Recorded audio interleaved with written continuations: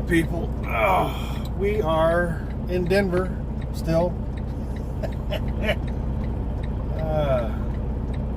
Basically took a reset after we delivered the last load because freight here is slow. It doesn't pay well. In the last video, we had booked a load. Would have took us into Florida, machinery, conveyors or something like that. But the next morning, before I even started my clock to go get it, the consignee delayed delivery on the load. So they weren't even going to load it until a week from today or yesterday. So, you know, that's the way it happens. Shit falls apart. But yeah, I did book a load. It's not a spectacular load, but for the Denver area, you know, it is what it is. It's paying $1.57 a mile to the truck, I think it is. I thought I wrote that down. Guess not. Yeah, I'm pretty sure it's $1.57 a mile to the truck. It is one of these aluminum can loads. Very light. Like, yeah, most of them, these brokers have been trying to broker those loads at barely $1 a mile. I've seen them or talked to them, many of them that were they weren't above $1.30 a mile gross. And what I mean gross is because I got to give 20% to F2F, so that wasn't going to happen. But I did keep calling on him, until I found this one, and was able to get it again. Net on it's $1.57 a mile to the truck, so we can live with that. Taking us to Georgia, so that's where we're headed now. We are at the shipper. Our appointment time was 1600, 4 o'clock p.m. for you non-military types. It is now going on 1600. We've been here a little over an hour. I can tell you exactly.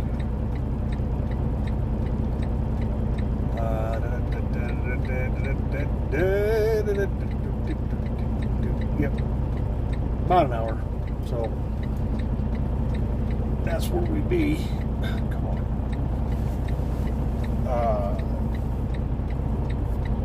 I haven't had any issues at F2F up to today.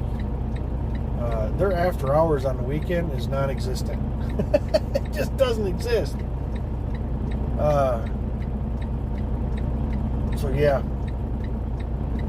just keep that in mind. I was under the impression that, you know, they had someone available to answer a phone 7 days a week. I guess I was wrong on that. I called for about an hour and to no avail. But that's pretty much any, you know, most trucking companies, their weekend dispatch, driver advocates, whatever you want to call them, typically hard to get a hold of, and even if you do, generally they don't know any of the information you're looking for. I was just calling because F2F, for whatever reason, likes to turn off your fuel card if you sit for a couple days. This time they didn't, but I was trying to be proactive and call to make sure before. I went to the fuel island to get fuel, but they never answered, so I went ahead to the fuel island, got fuel, and then we're here. So I can show you real quick. Oh, little mountain view. Let's flip this around. You can see the mountains in the background. Yeah, you know, nothing other than normal. Yeah, so we are just waiting for them. It's not a very big place per se, and the reviews on it, again, I always read reviews, are not good. I think I read one review that was positive about this place. The rest of them all said the same thing. They take forever. They don't get in a hurry. It's not a lumper. As far as I'm aware, because there's nothing to do with that as far as I'm concerned. But there's 3 or 4 trucks in docks. When I pulled into the parking lot, there was one back in the corner of the parking lot with his doors open waiting, I guess. And it looked like one had just gotten finished up and was pulling out when I came in. I'm actually sitting on the side street behind the building because they don't want you parking along the curb in the parking lot, and there's really nowhere else to park. It tells you to park against the building where there's no docks, but they have it all full of trailers, so that's not an option. And the guy in the back corner of the parking lot, he's got the only out-of-the-way corner parking spot there is. So I came out here, got the hazards on. It's a parking, you can park right here. And we're just waiting for him to text me a door assignment so we can go get this done. So yeah, we'll keep you updated on where we're at. We're gonna get loaded, get out of here, and go do some driving. Morning. We are at Love's. We are very close to Kansas right now. World now.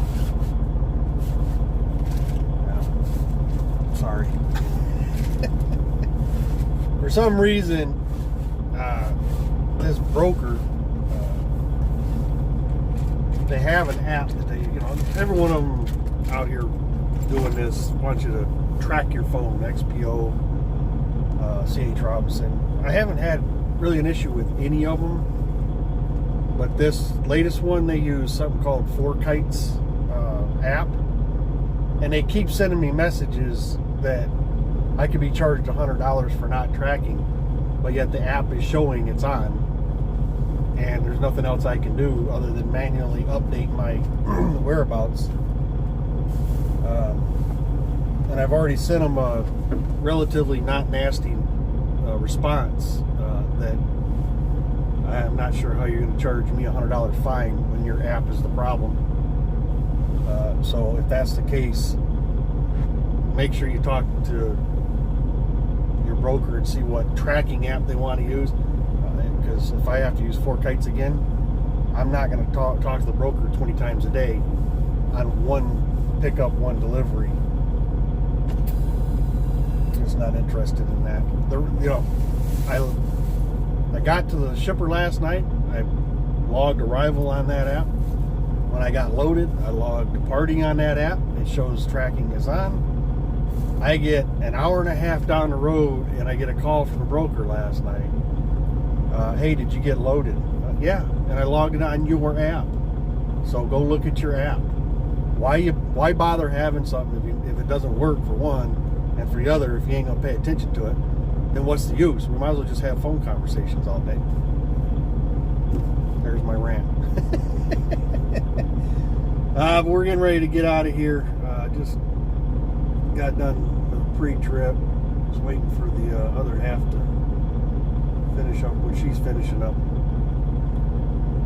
And we just got showers this morning, and so we're feeling pretty good for this nice long drive today. So we're gonna get down the road, so stay tuned, hang out. Maybe you'll listen to me complain about something else in a little while. We'll see. Stay tuned. Oh, we are here in Missouri. I currently am 52 miles from St. Louis.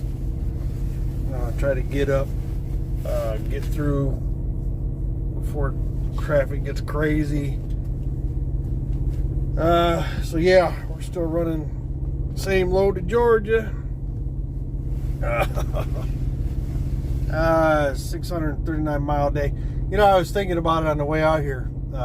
Picked up this load of 1600-ish miles on the load. Picked it up Saturday, late afternoon.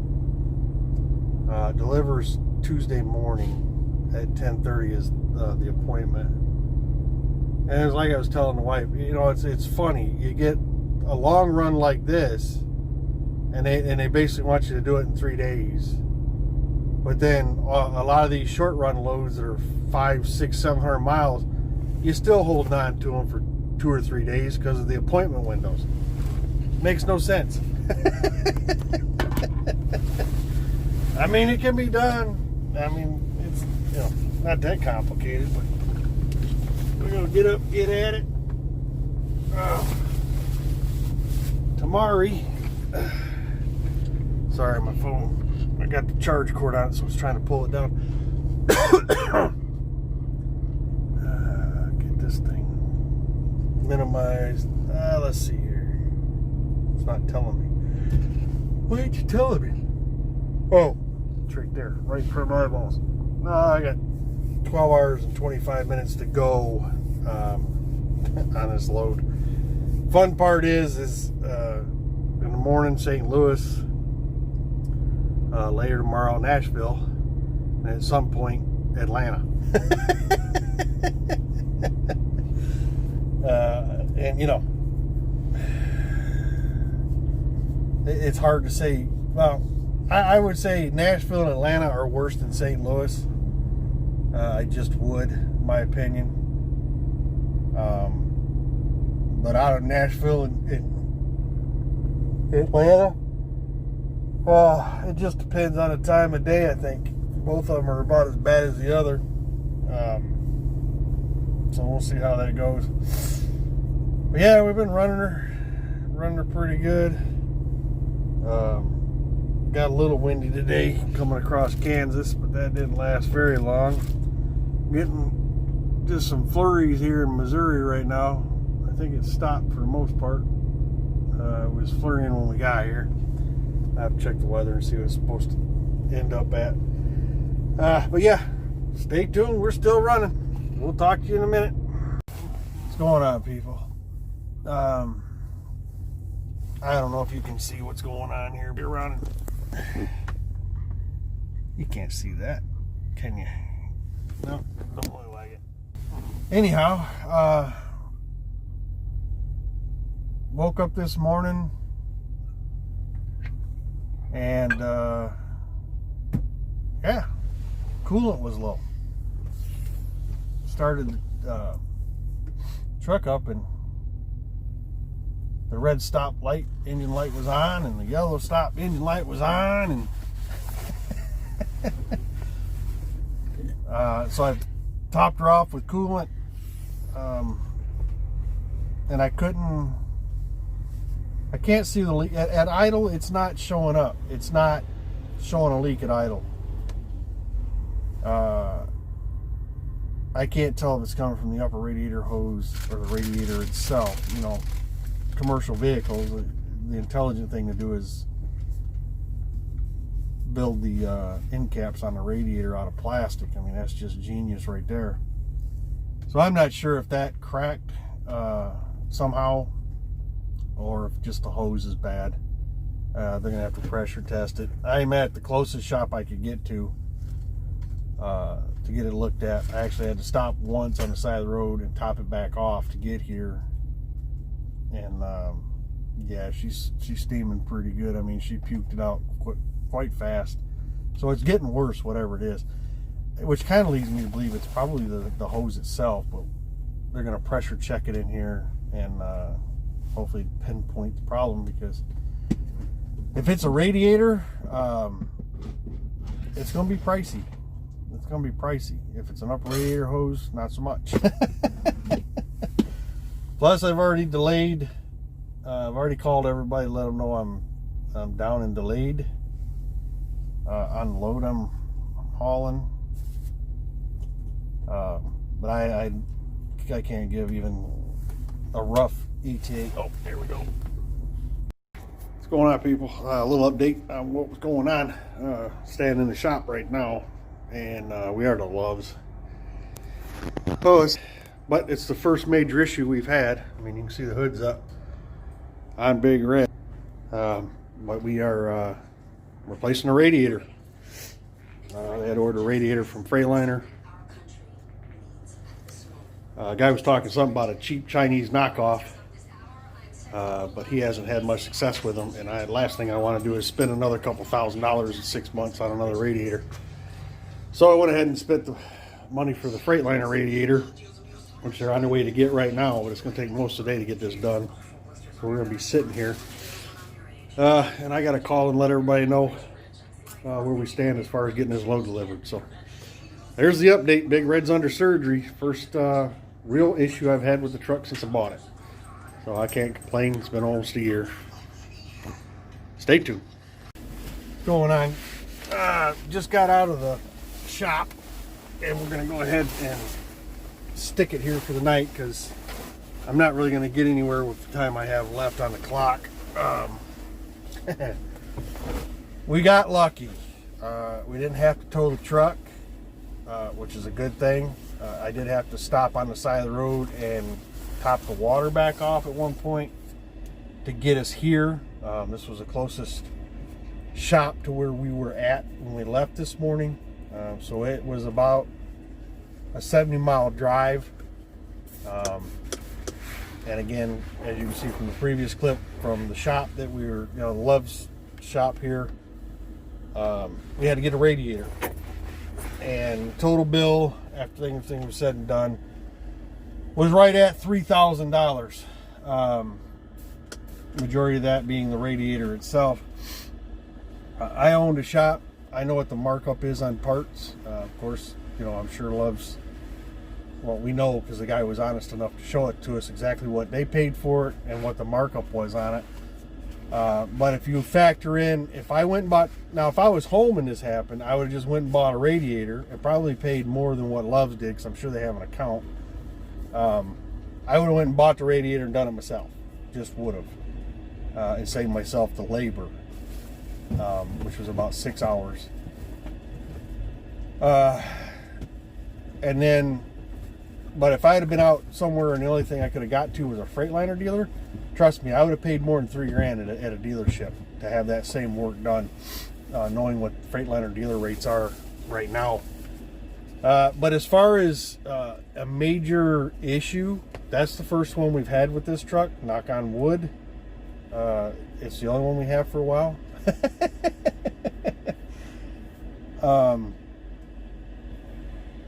Yeah. But again, it got us here, and I'm just glad that we didn't have to tow it, because if we had towed it, that $3,000 would have been a lot more. But anyway, I was doing the math. Had I stayed with Schneider or SFI and kept the Cascadia, which I love the truck, being new, it was awesome. But the payment. So for comparison, in a month and a half we have had this truck a year, give or take a day. And over that course of that year, if you factor in my truck payments alone for the year is $6,972.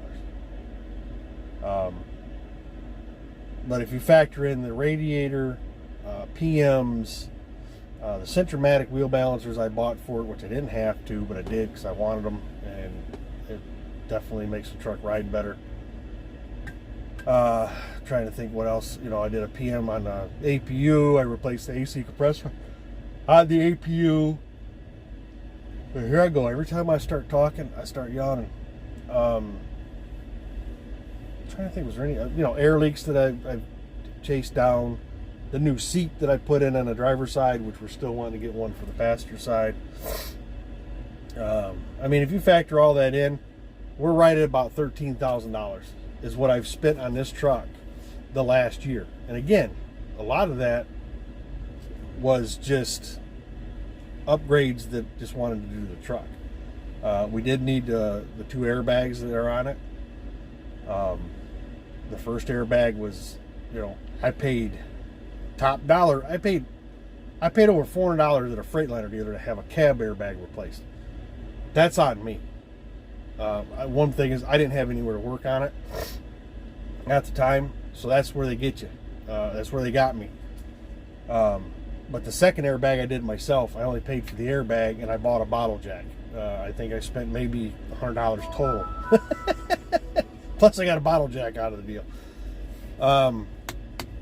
So yeah, I mean, other than those little things, this is the first major thing, was this radiator going out. We have a new radiator. It's got a 2-year Freightliner warranty on it. Labor, as far as Loves goes, there's 90 days on their labor. So yeah. But again, even in a year, if this new Freightliner radiator dies and they have to warranty it, and all I got to pay is labor, I'm looking at about $600. So anyhow, again, between what I've spent on this truck and what I would have spent if I kept the SFI truck, and I'm not against SFI. This is not a video about SFI. I'm just, again, I've been lucky on this truck. It's performed as well as it has over the last year. It was, I would have to say, it was definitely kept up. I'm about 90% sure that either an end frame was done on it or an overhead. Something was done, because this thing does not drink oil. It does not use any oil at all. Period. It just doesn't. And up until the radiator died, it never took coolant. It never used coolant. So this thing does not drink any fluids. So, but if you look at the difference between what I was spending for the SFI truck and what I've spent for this truck, I've saved myself $35,000. Saved my business $35,000. Granted, I could have bought this truck. It'd been a complete lemon, and I could have spent easily $48,000 just keeping it on the road. I mean, it's definitely not improbable.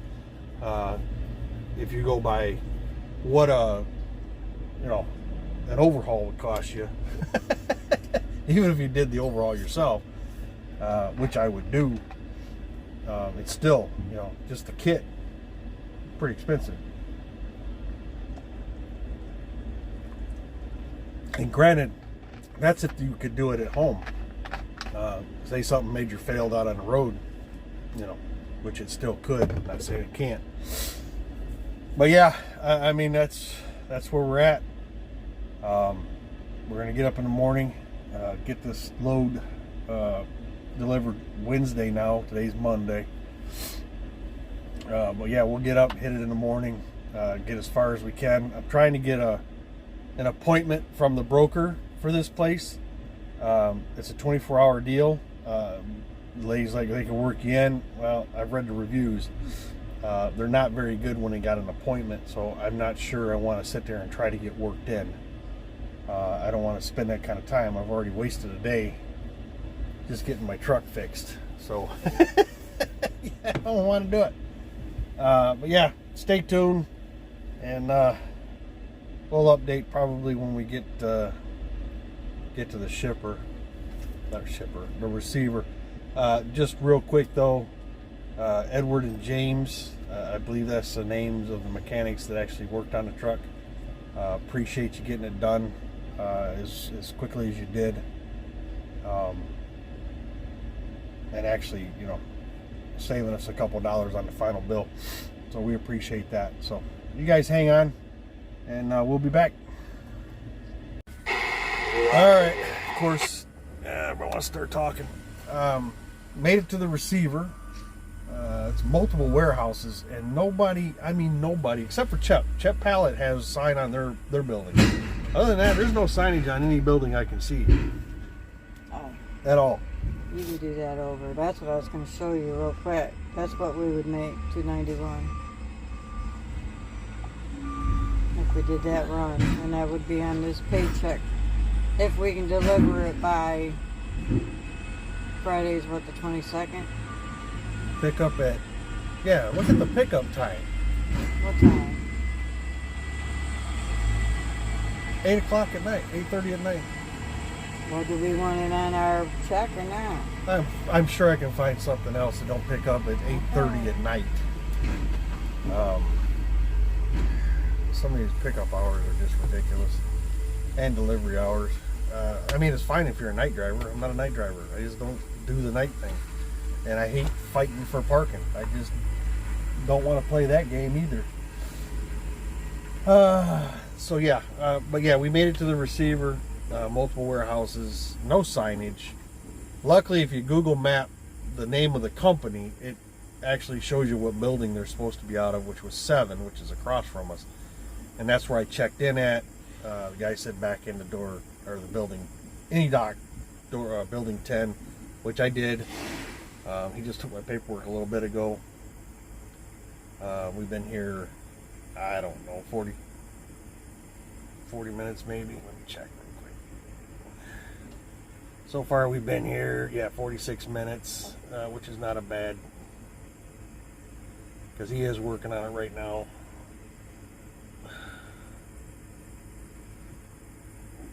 Come on, you can do it.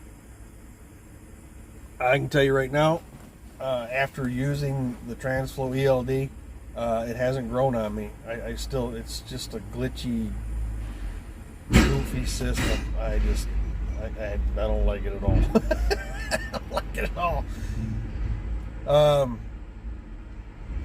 But yeah, so I mean, I can show you where we're at. It's plenty of room. You know, you could even probably park here at night and wait for them. I don't think it's 24 hours. So I'll show you around here. It's just simple little docks, simple metal build. You know, nothing special, but there's plenty of room to move around. Yeah, now see, you come across me. Look at this. Look at this bonehead. Why is it not focusing? Look at the door open, and he come right across the front of my truck. And if that door would have swung, goes. That just, you know, no one thinks anymore. They just don't. Well, it ain't that they don't think. They don't care. They don't care. If he'd have wrecked my truck, he don't give a shit. Tell he cared. He would have. His company would have cared, I can guarantee you. People, they frustrate me. I'm gonna go live in Montana with 10. But anyway, yeah, we're getting done. We made it here. Simple run, other than the radiator exploding on the truck. Yeah. I don't know, did we mention the total bill on that? No. Yeah, I did. Pretty sure. Yeah. It was $3,001. So if you have a Freightliner, this body style, and your radiator blows up, count on about $3,000 unless you're able to do it yourself, which is what I would have done if it had done it at home. But you know, it's trucking. How often is you're gonna get lucky like that? 3,000. I mean, there's never been a drip under this truck, so there was no indication. $64. Huh? $4,064. $3,064. $3,064. But we did get $60 in Love's points. So it was $3,004 for the radiator. With a 2-year Freightliner warranty on the radiator. Obviously, after 90 days is what Love's labor warranty is. So if it happened to blow up in 6 months, I'd have to pay labor, but it'd still be cheaper than buying a radiator. Another one. But again, you know, if I was home and got lucky, if it would have been leaking at home or dripping, I would have been able to do that at home and save myself, you know, about $1,000. Actually, more than $1,000. So yeah, you know, it just is what it is. It just is what it is. The TND 750, it's glitchy, just like the 540. You got to pay attention to what it's showing you. Whenever you're getting to an exit or a turn, it does have tendencies where it'll want to take you past and then bring you back to it. Generally, it does it the most at the end of the route, like when you're getting to where you're going. it'll want to take you past it and then bring you back to it, which is exactly what it did today. So you got to really pay attention to that. I like the screen. You know, map wise, you can do a 3D map on it if you want to. You know, it's just a GPS. It is what it is so far. And the voice on it, I feel like I'm being flirted with every time she gives directions. I guess we're just going to call it Marilyn Monroe. And for you young whippersnappers, you can just look up Marilyn Monroe.